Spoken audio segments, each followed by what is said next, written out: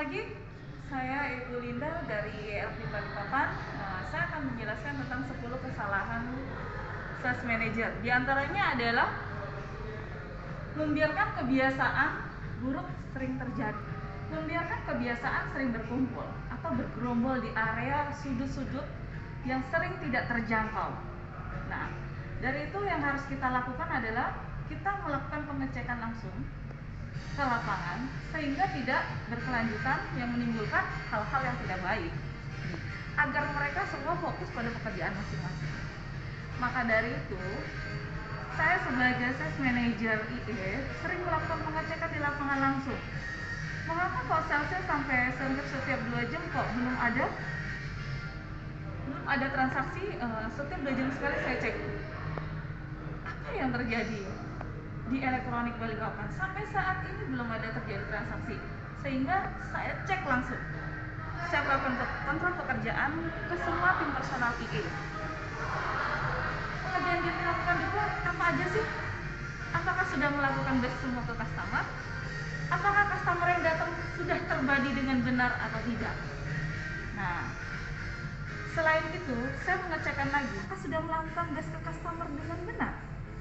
Saya cek kembali lagi, berapa blast ke customer yang sudah dilakukan. Nah, daripada kebiasaan mereka hanya bisa berkumpul, saya mengajarkan hal-hal positif yang dilakukan itu seperti ini loh.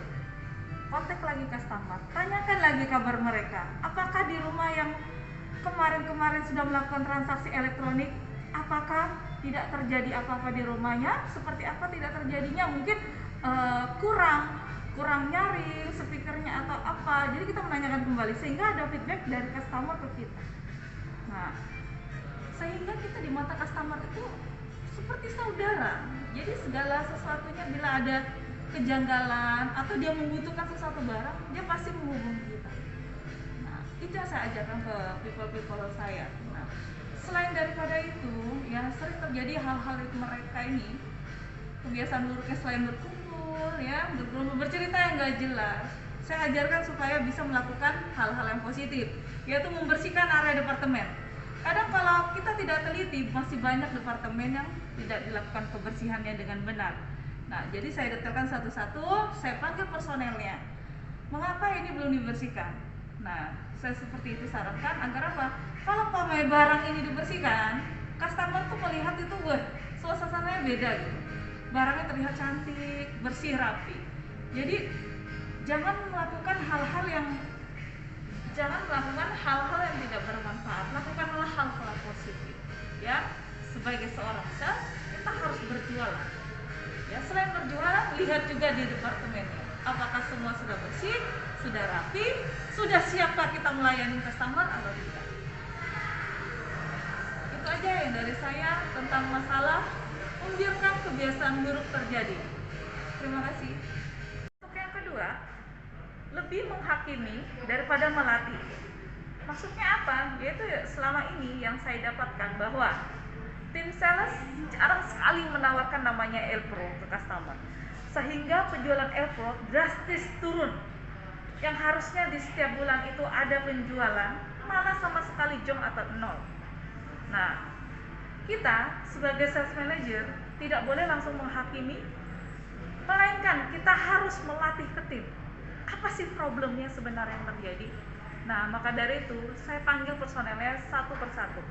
Saya tanya, di mana kesusahan kalian dalam menjelaskan L-Pro ke customer? Ternyata masih banyak tim saya yang belum paham tentang masalah PKTG atau benefit L-Pro kepada customer. Nah, sehingga mereka untuk menawarkan customer itu merasa takut kesalahan dan takut tidak closing. Jadi lebih baik tidak disuggest. Nah, itu sangat salah menurut saya. Nah, sehingga saya melakukan training ulang kembali, melakukan PKTG, dan saya panggil lagi, saya coach lagi anaknya. Setelah dilakukan training PKTG, saya lakukan, biasanya saya melakukan training PKTG dan menjelaskan semua benefit tentang masalah L-Pro. Saya panggil anaknya, apakah sudah mengerti atau tidak? Kalau memang merasa mengerti, saya tes kembali. Saya bisa jadi customer dan tim saya adalah seorang sales. Gimana cara menjelaskan? Nah, yang pasti ada Dan saya adalah tipikal customer seorang dominan yang harus dijelaskan gimana benefitnya untuk Elpro. Pasti sangat susah. Nah, dari yang keempat tipe customer, tipikal customer, yaitu dari dominan, dari influence, dari study dan komplit, semua udah saya ajarkan, saya latih ke tim saya. Saya panggil satu-satu. Kalau saya menjadi seorang customer yang dominan, ataupun menjadi customer yang influence, ataupun customer yang study, ataupun komplit. Nah, cara mensuggest ke customer seperti ini.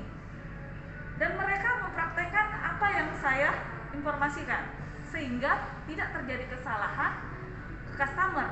Nah, sehingga tidak terjadi komplain. Nah, agar apa? Karena sudah mengetahui semuanya benefit, jadi kita menyampaikan ke customer enak. Bisa closing, Elpro-nya bisa kembali, transaksi akhirnya memenuhi target. Itu aja dari saya.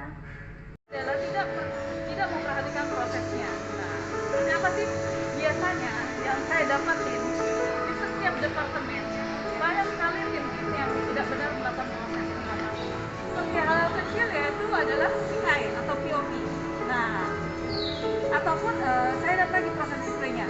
Kadang mereka tuh sembarangan, ya, tidak dirapikan, tidak dibersihkan, sehingga kesannya tuh kerjanya asal-asalan gitu.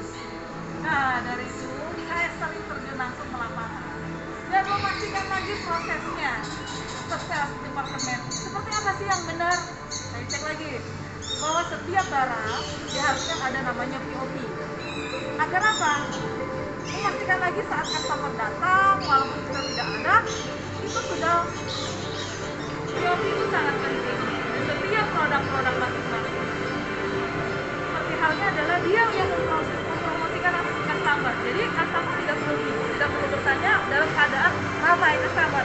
Jadi melihat barang ada POP-nya, wah, sangat menguntungkan sekali ya, sangat mempermudah ya. Apalagi di situ terlihat jelas diskonnya berapa.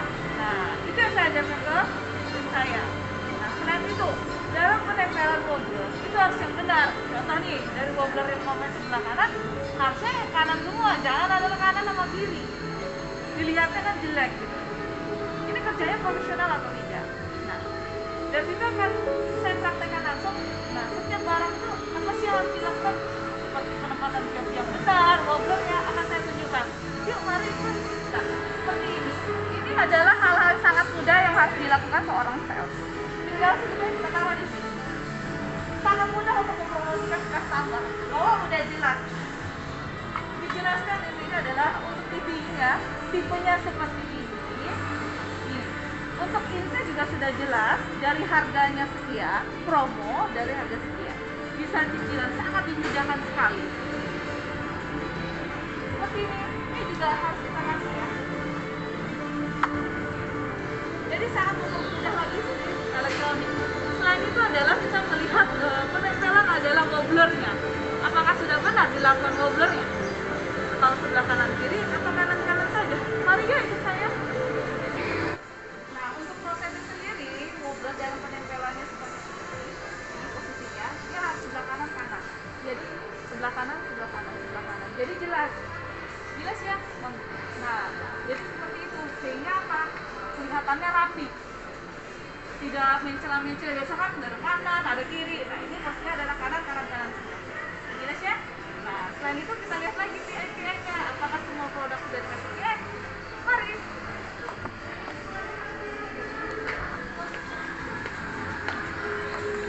Hampir semua produk ya. Hampir semua produk kita ada PI-nya. Udah jelas di sini. Sampai bawah-bawah, yang produk-produk baru juga seperti ini. Kita udah ada ya. Produk baru kan?